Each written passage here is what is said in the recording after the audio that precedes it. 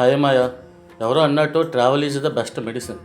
ప్రయాణం అనేది మనకు ఎన్ని కష్టాలు ఎన్ని బాధలు ఉన్నా సరే మనం ప్రయాణం చేస్తుంటే బాధలు పోగానే మాయా కొద్దిగా ప్రశాంతత అయితే వస్తుంది.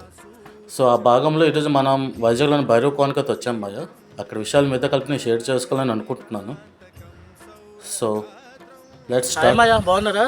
ఎప్పుడైతే మనం వైజాగ్లో భైరవ్ కోనలో ఉన్నాం మాయా. ఇది సింహాచలం ఎగ్జాక్ట్గా 6 కిలోమీటర్స్ దూరంలో ఉంది. అడుగు మధ్యలో రావాలన్నమాట. బళ్ళు అయితే లోపల నాటాలి, అటు నడుచుకుని రావాలి. సగం నడుచుకొచ్చాం, ఇంకా సగం నడుచుకొని వెళ్ళాలి. సో ఇక్కడ వెళ్తున్నాం మాయా. ప్రత్యేకంగా మాయా ప్రతి అమావాస్య రోజు అయితే ఇక్కడైతే ఫుల్ క్రౌడ్ ఉంటుంది మాయా. ఇప్పుడు మాయా ఇప్పుడు చూపించట్టు వస్తుంది చూడండి మాయా. రూట్ కూడా అంటే సరిగ్గా బాగోలేదు మాయా. బైక్స్ అయితే నాట్ అలౌడ్. సో అక్కడ నుండి మనం బైకులు పెట్టి అలాగ వచ్చేసాం మాయా. నడుచుకుంటూ వచ్చాం మనం. సో ఇక్కడ నుండి 1/2 కిలోమీటర్ ఉందట మాయా. సో వెళ్తున్నాం. మరి మాయ ప్రత్యేకంగా ఏంటంటే భైరవ్ కోనలో ఉన్న దేవుడు ఏంటంటే పరోక్షంగా శివుడట. ఓకేనా? పరోక్షంగా శివుడట. సో ఇక్కడ వెలిసి క్షేత్ర పాలకుడిగా మొత్తంగా ఉన్నారట మాయ.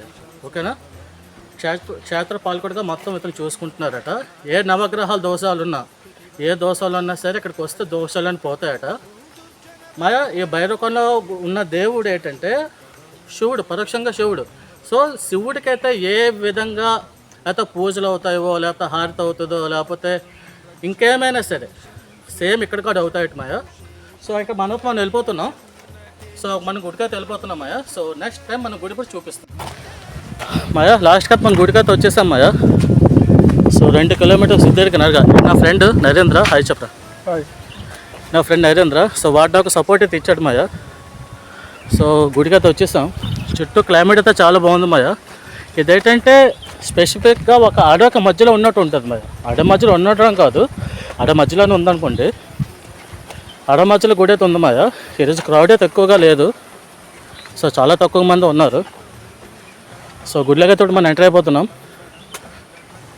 అయ్యమయ్య మన గుడికి అయితే లాస్ట్ చేరిపోయాము. సో గుడి ఎంట్రన్స్ అయితే ఉంది మాయా. సో చెప్పులు ఇక్కడ పెట్టాలి.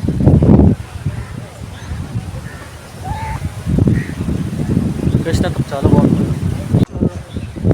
సో లొకేషన్ అయితే బాగుంది మాయా. కొండల మధ్యలో ఉంది.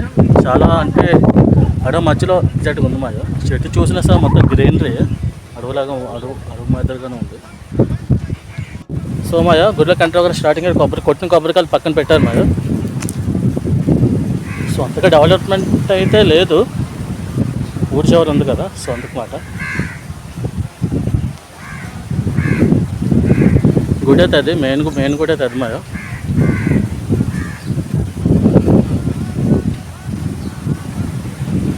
కాళభైరవ స్వామి గుడి. స్వామి ఇక మేము గుడిలోకి అయితే ఎంటర్ అయిపోయాం మనం. సో గుడిలోకి అయితే ఫోన్ నాట్ అలౌడ్ అట. సో బయట నుండి తీసుకోమన్నారు. అమ్మవారి విగ్రహం.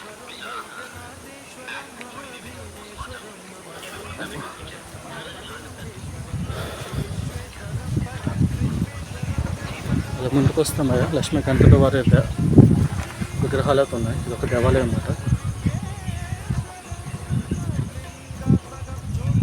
సో వెయిట్ చేస్తాను మరి. పూజారి గారు బయటకు వస్తే అడుగుదాం, చూద్దాం. Last wait.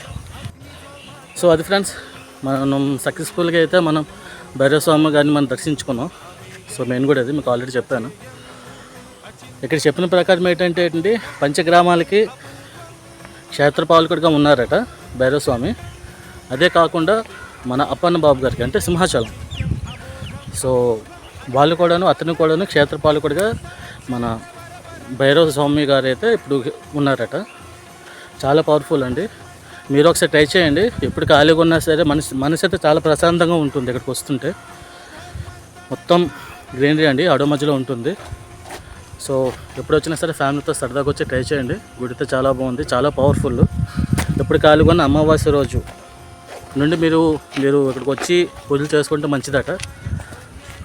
Thank you guys and keep support me and subscribe. అదొక్కటే రావట్లేదు. Like and share and subscribe. Thank you.